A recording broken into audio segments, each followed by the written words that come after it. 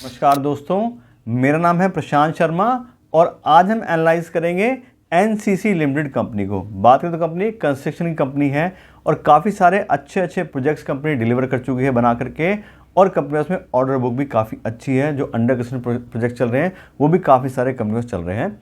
और आज की इस वीडियो में इसी कंपनी का हम फंडामेंटल एनालिसिस करेंगे और डिटेल में हम कंपनी का फंडामेंटल एनालिसिस करेंगे। सबसे पहले कंपनी का पूरा बिजनेस प्रोफाइल चेक करेंगे, उसके साथ साथ पिछले 5 साल कंपनी के फाइनेंशियल चेक करेंगे, जिससे कंपनी के बारे में हमें और ज़्यादा नॉलेज मिल सके कि कंपनी के पिछले 5 साल में रेवेन्यू और प्रॉफिट वगैरह में कैसी ग्रोथ आई है। और लास्ट में हम कंपनी की वैल्यूएशन करेंगे कि आज की कंपनी का जो शेयर प्राइस चल रहा है वो इसकी अर्निंग के हिसाब से हमें सस्ते शेयर मिले या फिर महंगे शेयर मिले। यानी अगर हम आज की डेट में अपना पैसा इस कंपनी इन्वेस्ट करना चाह रहे हैं तो क्या है सही समय अपना पैसा इन्वेस्ट करने के लिए या फिर अभी हमें वेट करना चाहिए। दूसरी बात, ये जो वीडियो अपने सब्सक्राइबर्स की डिमांड बना रहे हैं और अगर आप भी चाहते हैं हम आपके लिए किसी कंपनी का फंडामेंटल एनालिसिस करें तो हमारी वीडियो के कमेंट बॉक्स में आप उस कंपनी का नाम लिख सकते हैं और हम कोशिश करेंगे कि जल्द वीडियो बना के आपको उसके बारे में इन्फॉर्मेशन दे दें। और अब हम बात करते हैं अपनी कंपनी एनसीसी लिमिटेड। पहले इस कंपनी नाम था नागार्जुना कंस्ट्रक्शन कंपनी और बाद में कंपनी का नाम चेंज करके एनसीसी लिमिटेड कर दिया है। कंपनी सभी टाइप के कंस्ट्रक्शन काम करती है। बात करें तो बिल्डिंग्स बनाने कंपनी काम करती है, उसमें हॉस्पिटल्स हैं, एयरपोर्ट्स, स्पोर्ट्स कॉम्प्लेक्स, इस तरह की चीज़ें हो गई। ट्रांसपोर्टेशन में कंपनी रोड्स वगैरह, मेट्रो, टनल्स, इस तरह की चीज़ें बनाने का काम करती है। वाटर और एनवायरनमेंट के लिए वाटर सप्लाई प्रोजेक्ट्स हो गए, वाटर ट्रीटमेंट प्लांट हैं, इस तरह की चीज़ें कंपनी बनाती है। इलेक्ट्रिसिटी के लिए ट्रांसमिशन एंड डिस्ट्रीब्यूशन जो प्रोजेक्ट्स होते हैं वो भी कंपनी बनाती है, उसमें सब स्टेशन हैं, सिस्टम इम्प्रूवमेंट प्रोजेक्ट हैं, स्मार्ट मीटर्स कंपनी बनाती है। फिर बात करें इरिगेशन में तो उसमें डैम है, रिजर्वर्स कंपनी बनाती है, कनाल्स हैं, टनल्स, ये सब चीज़ें बनाती है। कंपनी माइनिंग का काम भी करती है, उसके लिए कंपनी अलग से सब्सिडी कंपनी है, उसमें कंपनी ओवरबर्डन रिमूवल करती है। कोल का एक्सकेवेशन और ट्रांसपोर्टेशन का कंपनी काम करती है। माइनिंग डेवलपमेंट और ऑपरेशंस का कंपनी काम करती है। और रेलवेज़ के लिए भी कंपनी काम करती है, उसमें सिविल, ईपीसी है, ट्रैक लेइंग है, signalling, telecommunication, high speed rail, इस तरह के सारे प्रोजेक्ट कंपनी काम करती है। फिर बात करें कंपनी के कौन कौन से क्लाइंट, तो कंपनी बहुत सारे बात करें तो सरकारी कंपनी के साथ काम करती है। जो पब्लिक प्राइवेट पार्टनरशिप जो सरकार ने प्रोजेक्ट अपने बनाए हैं उसमें कंपनी बिडिंग के थ्रू प्रोजेक्ट लेती है और उनके साथ काम करती है। उसमें बहुत सारे कंपनी उसमें अच्छे ऑर्गेनाइजेशन के लिए कंपनी प्रोजेक्ट पूरे करके दी है। उसमें महाराष्ट्र मेट्रो, जो पुणे मेट्रो हो गई, एनबीसीसी है, रेल विकास निगम है, पावर ग्रिड है, national highway authority of India है, एयरपोर्ट अथॉरिटी ऑफ इंडिया है, अडानी है, सीपीडब्ल्यूडी और बहुत सारी कंपनियां हैं जिनके लिए कंपनी ने प्रोजेक्ट पूरे करके दी हैं। फिर बात करें कंपनी के इंपॉर्टेंट प्रोजेक्ट्स की जो कंपनी बना के दी मेजर, तो उसमें एक तो एम्स गुवाहाटी है, वो कंपनी ने इसी ने बनाया है। उसके अलावा अगरतला का जो एयरपोर्ट है त्रिपुरा में, वो इसी कंपनी ने कंस्ट्रक्शन करके दिया है। बेंगलुरु मेट्रो का जो प्रोजेक्ट है वो भी ये कंपनी बना रही है। उसके अलावा दिल्ली के अंदर वर्ल्ड ट्रेड सेंटर इसी कंपनी ने बनाया है। एम्स भटिंडा वो भी इसी कंपनी ने बनाया है। तो काफ़ी सारे अच्छे बढ़िया प्रोजेक्ट कंपनी डिलीवर कर चुकी है और बहुत सारे प्रोजेक्ट कंपनी के अंडर कंस्ट्रक्शन है और काफ़ी तेज़ी से कंपनी काम करती है, अच्छी डिलीवरी कंपनी प्रोवाइड करती है। फिर बात करें कंपनी की 2 इंपॉर्टेंट सब्सिडी कंपनीज़ की, तो पहला है पछवारा कोल माइनिंग। यहाँ बात करें तो ये कंपनी 2018 से काम कर रही है और 51% की इसमें ओनरशिप है एनसीसी लिमिटेड की। और कंपनी के पास में 30 साल का प्रोजेक्ट है माइनिंग का, तो कंपनी वहाँ से कोल निकालती है और आगे जो इनका क्लाइंट है West Bengal Power Development Corporation, उसके लिए कंपनी काम करती है। तो 30 साल का प्रोजेक्ट कंपनी के पास में, तो अगले 30 साल तक का रेवेन्यू कंपनी का बिल्कुल फिक्स है, प्रॉफिट वगैरह सब आराम से आना है। उसके बाद बात करें कंपनी की दूसरी सब्सिडी कंपनी की एनसीसी अर्बन इंफ्रास्ट्रक्चर। ये कंपनी भी काफ़ी सारे प्रोजेक्ट्स जो है वो डिलीवर कर चुकी है। इसकी जो अभी प्रेजेंस है वो बेंगलुरु, हैदराबाद, चेन्नई, कोच्चि, इस जगह पर है। और कंपनी जो ऑलरेडी प्रोजेक्ट डिलीवर कर चुकी है उनके नाम है एनसीसी गार्डनिया हैदराबाद में, एनसीसी अर्बन वन ये भी हैदराबाद का प्रोजेक्ट है, ग्रीन प्रोविंस ये बेंगलुरु में है और माई फेयर ये भी बेंगलुरु में। तो ये प्रोजेक्ट ऑलरेडी कंपनी डिलीवर कर चुकी है और 5 मिलियन स्क्वायर फीट का जो काम है वो भी पाइपलाइन में है और 4 मिलियन का जो स्क्वायर फीट का एरिया है वो अंडर कंस्ट्रक्शन है। तो काफ़ी अच्छे और बड़े प्रोजेक्ट कंपनी बना रही है, काफ़ी अच्छा प्रोफाइल कंपनी का लग रहा है।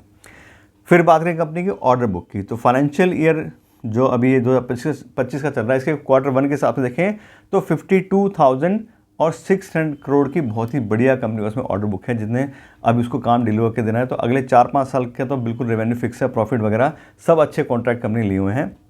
और लगभग 408 करोड़ के जो ऑर्डर हैं वो नए कंपनी को अभी Q1 में मिले हैं। तो कंपनी काफ़ी अच्छा बिजनेस कर रही है, पहले से काफ़ी अच्छे ऑर्डर हैं और नए ऑर्डर भी कंपनी को मिल रहे हैं। फिर बात करें कंपनी के शेयर होल्डिंग पैटर्न की कि किन किन लोगों ने अपना पैसा इस कंपनी इन्वेस्ट किया हुआ है।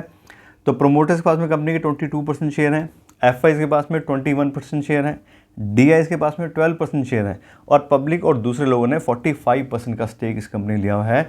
तो सभी लोगों ने भर भर के अपना पैसा इन्वेस्ट कर रखा है।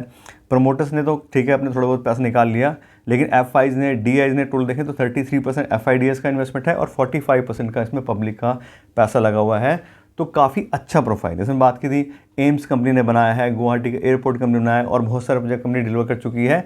तो अच्छे कंपनी बनाती है प्रोजेक्ट, अच्छी क्वालिटी है, सब चीज़ें टाइमली डिलीवरी करती होगी, इसीलिए कंपनी में इतने अच्छे अच्छे प्रोडक्ट मिल रहे हैं। और 52,000 करोड़ की ऑलरेडी जो पेंडिंग ऑर्डर है कंपनी के पास में है। तो आने वाला फ्यूचर भी कंपनी ठीक दिखाई दे रहा है और काफ़ी अच्छा कंपनी का ट्रैक रिकॉर्ड भी है।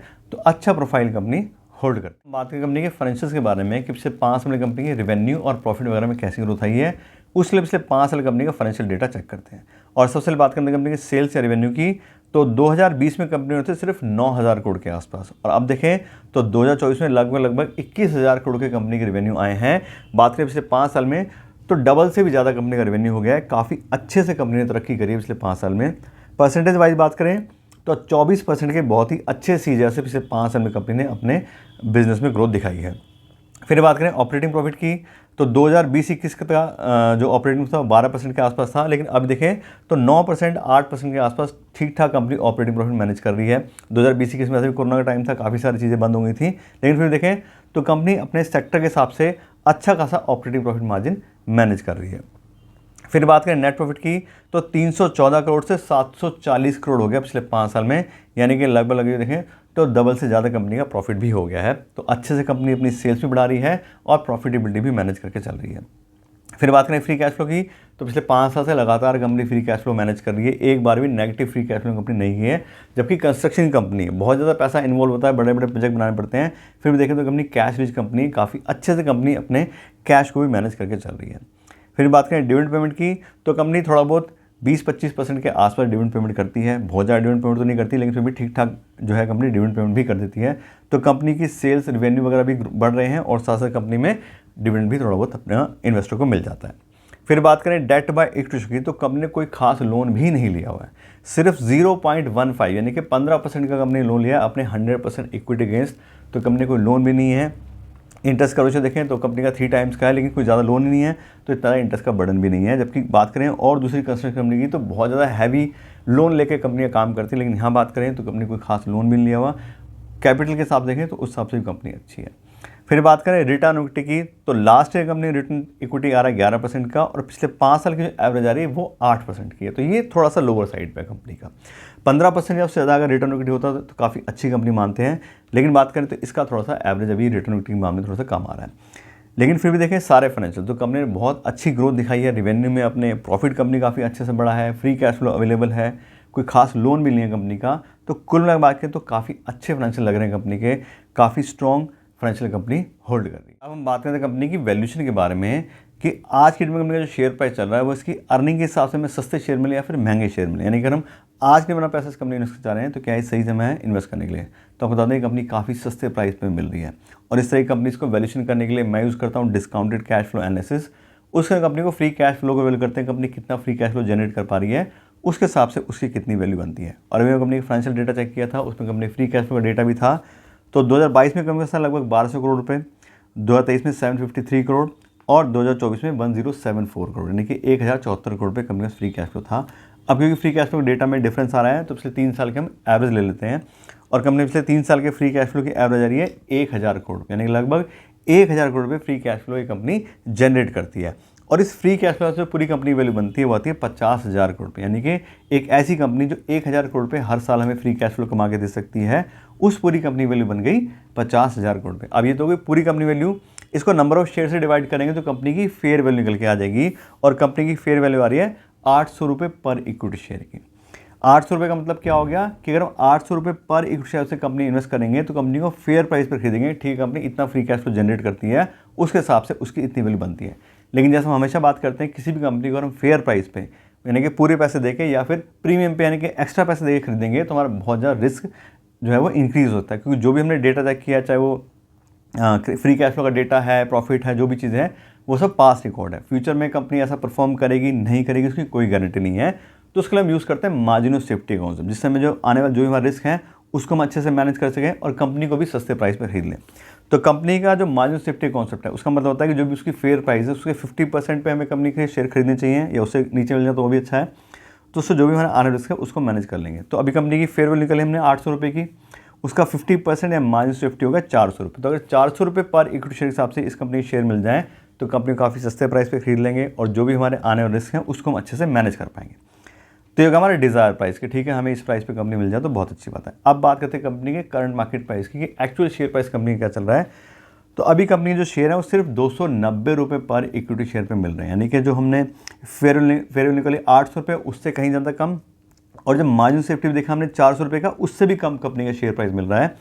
बात करें तो कंपनी एक हाईली अंडर वैल्यूड कंपनी है। कंपनी जो शेयर है वो इसकी एक्चुअल वैल्यू यानी कि फेयर वैल्यू के सिर्फ 40% पे अवेलेबल हैं और 50 की जगह 60% का हमें मार्जिन ऑफ सेफ्टी मिल रहा है। तो बहुत ही ज़्यादा अंडर वैल्यूड कंपनी है। जबकि हमने चेक किया कंपनी का प्रोफाइल अच्छा है, कंपनी पब्लिक प्राइवेट पार्टनरशिप में काम करती है, ज़्यादातर सरकारी प्रोजेक्ट कंपनी लिए हैं और बहुत अच्छे प्रोजेक्ट कंपनी डिलीवर भी कर चुकी है और कंपनी की ऑर्डर बुक भी काफ़ी अच्छी है। फिर भी बात करें तो अभी लोगों के सेंटीमेंट के साथ नहीं है, इंफ्रास्ट्रक्चर का सेक्टर में भी डाउन हो सकता है, सारी चीज़ें हैं। तो अभी ये कंपनी हमें सस्ते प्राइस में मिल रही है। फिर भी बात है कि देखिए रिस्क तो हर कंपनी में होता है, लेकिन अगर कंपनी अच्छी है और सस्ते प्राइस मिल रही है तो उसमें अगर एंट्री ले लेंगे तो कोई दिक्कत वाली बात ज़्यादा नहीं है। तो मेरे हिसाब से अच्छा ऑप्शन है, अच्छी कंपनी है और सही समय है इस कंपनी में एंट्री लेने के लिए। काफ़ी सस्ते प्राइस में मिले, लेकिन वो बात है कि मेरा पॉइंट ऑफ व्यू है, आप थोड़ा अपनी रिसर्च कीजिए फिर आप डिसाइड कीजिए आपको कंपनी इन्वेस्ट करना नहीं करना। दूसरी बात, ऑलरेडी जिन लोगों ने पैसा इस कंपनी इन्वेस्ट किया था आज से पहले, उनको कितना रिटर्न मिला है उसके बारे में आपको बता देते हैं। तो अभी पिछले सिर्फ 1 साल के अंदर ही कंपनी का जो शेयर प्राइस है वो डबल हो गया है। 100% ग्रोथ पिछले 1 साल में आई है। आप चेक कर लीजिएगा, अक्टूबर 2023 के अंदर 140 रुपये के आसपास कंपनी का शेयर चल रहा था और अब हो गया 290 के आसपास, तो डबल हो गया। 5 साल की बात करें तो पिछले 5 साल में 400% से ज़्यादा ग्रोथ दिया है। 2019 अक्टूबर के अंदर कंपनी का जो प्राइस था वो सिर्फ 50 रुपये का शेयर प्राइस था और अब ये 300 के आसपास आ गया है। तो 6 गुना रिटर्न पिछले 5 साल में मिल चुका है कंपनी को। तो बात करें तो अगर हम इन्वेस्टमेंट करते हैं और लंबे टाइम के लिए करेंगे तो बहुत ज़्यादा चांसेस हैं कि हमें अच्छा बेनिफिट उसमें हो सकता है। फिर आपको बता दिया कंपनी ऑलरेडी सस्ती है, प्रोफाइल भी अच्छा है, सब बढ़िया चल रहा है, ऑर्डर बुक भी अच्छी है।